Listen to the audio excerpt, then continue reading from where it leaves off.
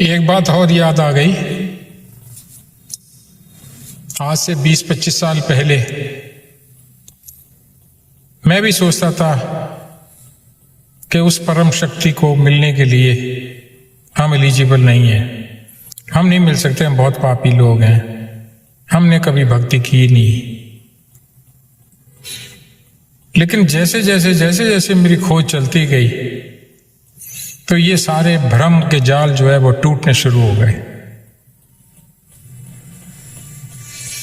हमारे समाज के अंदर कथा कथित गुरु जो कहानियां ही सुनाते रहते हैं, स्टोरियां ही आपको सुनाते रहेंगे और इसी में ही आपका जीवन जो है पूरा खपा देंगे।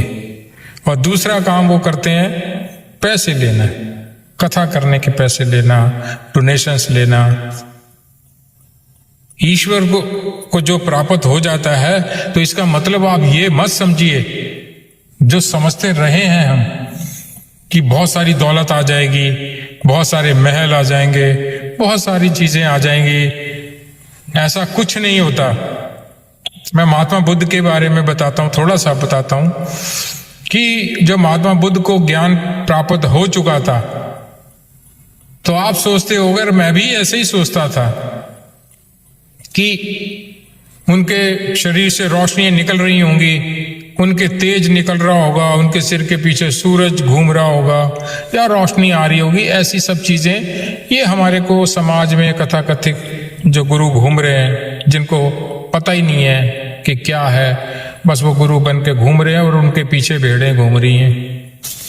ऐसा कुछ नहीं होता। महात्मा बुद्ध के लिए भी समस्या खड़ी हो गई थी और वो सोचना शुरू हो गए थे कि अब मैं क्या करूं, इस ज्ञान को मैं लोगों को दूं या ना दूं, क्योंकि उनके लिए एक समस्या खड़ी हो रही थी। क्योंकि उस समय या बहुत पहले से ही लोग मूर्ति पूजा कर रहे थे और भ्रम जाल में फंसे हुए थे और एक पूजा की पद्धति बनाई हुई थी, धुआं धक्कड़ करो और उससे पूजा हो गई। तो ऐसे लोगों को वो अपना ज्ञान कैसे देंगे, क्योंकि उनके कंसेप्ट में, उनकी थ्योरी में ईश्वर नाम की, भगवान नाम की कोई चीज ही नहीं थी।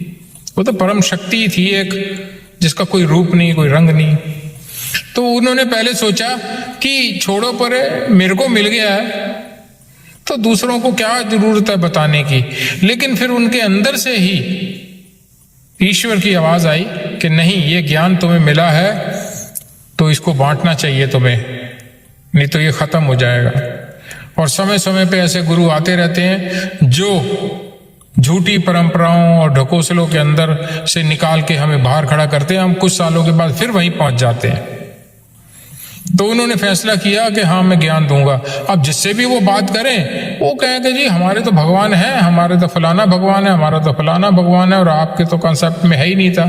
क्योंकि वो तो मेडिटेशन करके और चाहते थे कि आप खुद मिल लो उससे, तो ऐसा कुछ हो नहीं पा रहा था। लेकिन वो दर दर भटकते रहे, घूमते रहे, लोगों से बातें करते रहे और धीरे धीरे लोग उनकी बातों में इंटरेस्ट लेने लगे, दिलचस्पी लेने लगे और शिष्य बनते चले गए।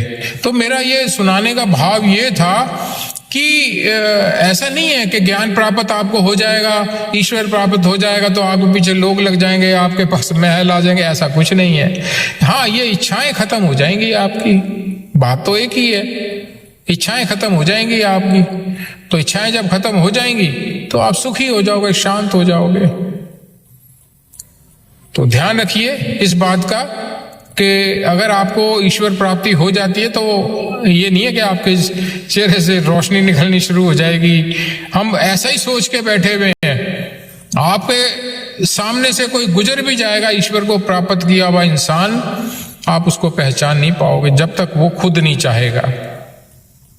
तो इस भ्रमजाल से बाहर निकल जाओ और तत्वदर्शी गुरु जो है कोई मिल जाता है आपको, वो आपको वहां तक पहुंचा सकता है। करना आपको ही पड़ेगा, लेके नहीं जाएगा कोई गोदी में आपको उठा के कि आप सोचो कि आपको गोदी में कोई उठा के ले जाएगा। ऐसा विधान है ही नहीं है, प्रकृति ने, ईश्वर ने बनाया ही नहीं है। चलना तो आपको ही पड़ेगा अपने पथ पे, अपने रास्ते के ऊपर। तो खुश रहिए। ये बात मेरे दिमाग में आई थी तो मैं सोचा क्लियर कर दूं। और कोई मुश्किल नहीं है, ये मैं ये कहता हूं मुश्किल नहीं है अगर तत्वदर्शी गुरु मिल जाते हैं।